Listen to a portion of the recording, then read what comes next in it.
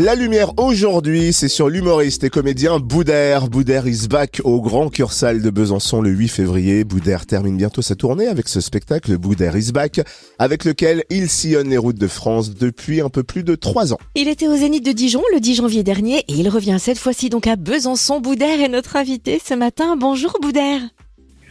Bonjour à tous, bonjour, chers auditeurs, chères auditrices.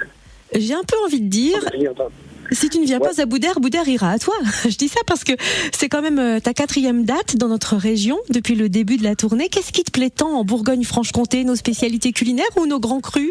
Entre autres. Bien sûr, ouais, mais c'est un public très chaleureux. Moi, j'ai la chance, et puis j'avais fait exprès aussi, d'écrire un spectacle qui est universel, qui est familial, qui parle à tout le monde, qui ne soit pas ni communautaire ni vulgaire.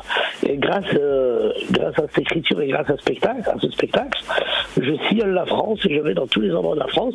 Je refuse aucune date depuis le début de cette aventure. Là, on est un peu sur la fin. Ça fait 3 ans et demi que je tourne avec ce spectacle-là. Et je vais de village en ville, en grande ville. Et donc voilà, c'est un vrai bonheur de venir jouer, voir les gens.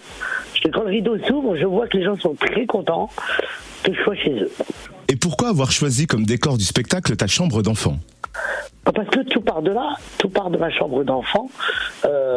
Mes rires, mes joies, mes peines, mes doutes, mes questions, mes réponses, les déboires de mon premier spectacle. Moi qui suis papa aujourd'hui, comment faire aussi dans cette chambre d'enfant qui ne m'appartient pas, qui appartient à mon fils aujourd'hui.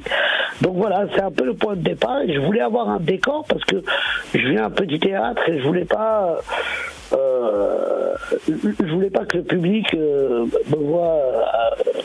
voit à nu, quoi. Moi j'aime bien quand le rideau s'ouvre, que le public soit émerveillé sur ma chambre, sur les posters qu'il y a, sur les poupées qu'on peut trouver, les nounours, les peluches, parce que je trouve que c'est une bulle, c'est un monde, et c'est le monde de Boudère. Voilà.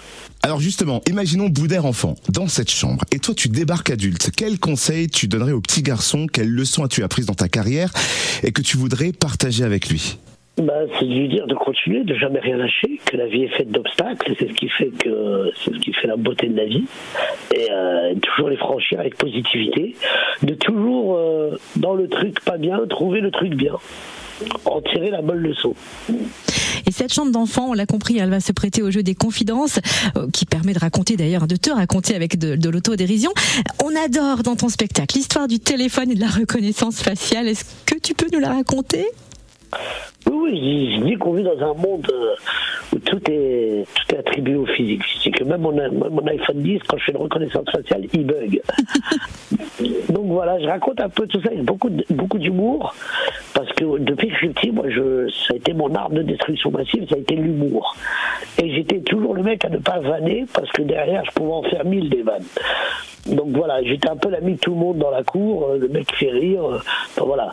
Et je sais que moi, j'ai jamais subi de harcèlement ni de moquerie sur mon physique parce que justement, j'avais cette répartie. Mais je pense à tous ces gamins, tous ces jeunes qui n'ont pas cette répartie et qui, pour eux, l'école devient un endroit de torture.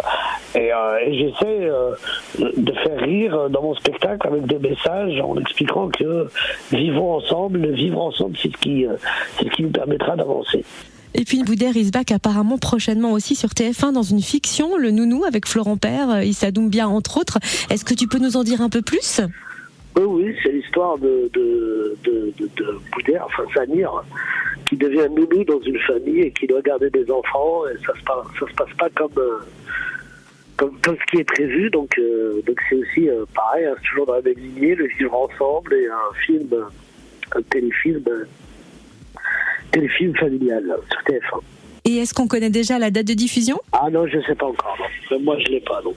Alors, un peu de patience. Et donc, Boudère is back au Grand Cursal de Besançon le 8 février. Merci d'avoir été notre invité, Boudère. Merci à vous. Au revoir.